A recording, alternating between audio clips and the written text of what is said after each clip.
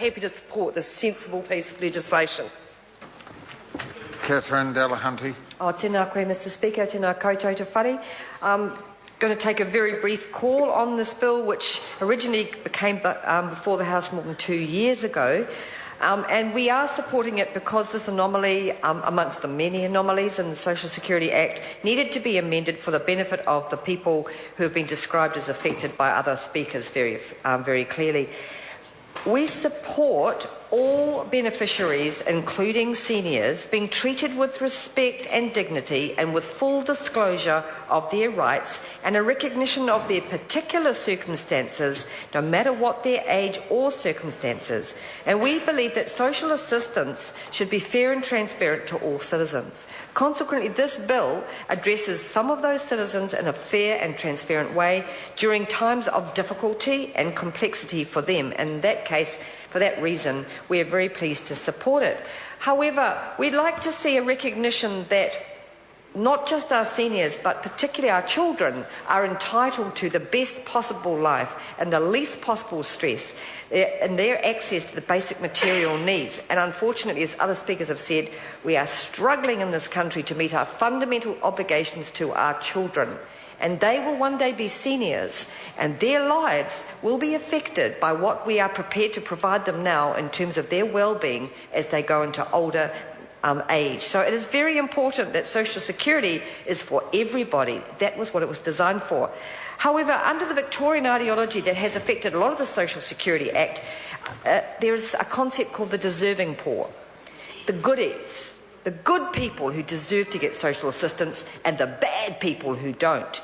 And it's interesting when Parliament sets up a moral framework based on Victorian values, and we are having to fight that moral framework with monotonous regularity in 2013, a long time since Queen Victoria was on the throne, arbitrating between the good people and the bad people. And of course, people's lives are very complex. Widows, veterans, grandparents caring for children, people with disabilities, people caring for people with disabilities.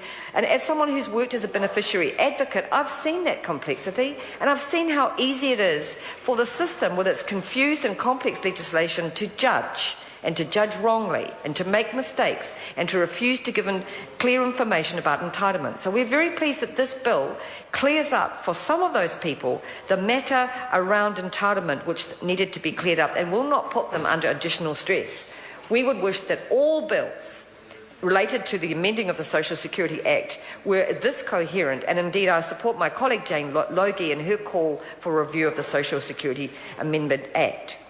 However, it's very important that at the end of the year we note that welfare has had a terrible year.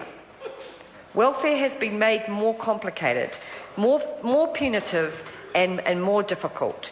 And while we see 15,000 children going to school without food, while we see people suffering degrees of poverty and inequality we've not seen before, it cannot be a happy moment.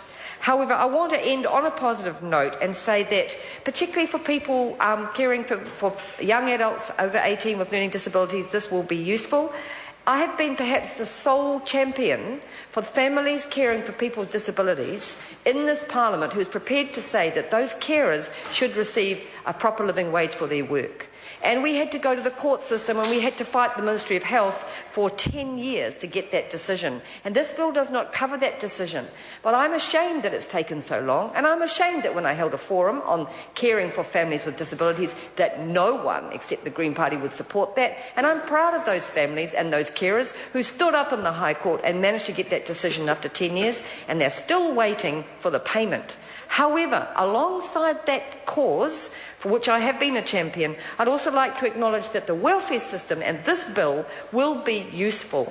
And wherever it is useful, we need to stand up and be positive. That's what MMP is. MMP is about everybody recognising, no matter who puts up an idea, if it's a good idea, we should support it, and if it's not, we should challenge it. And that's what an MMP Parliament does, and it's great to see that the New Zealand public have supported MMP and affirmed it so that we can do that. I'd like to end on saying well done for getting this bill through at this time. We needed it done. It's been a long time coming. It will benefit some people.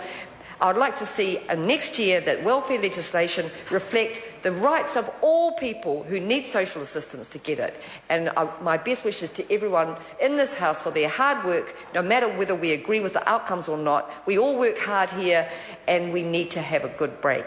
Kia ora, Mr Speaker. Okay. Mike Sabin. Thank you, Mr Speaker. There's plenty I'd like to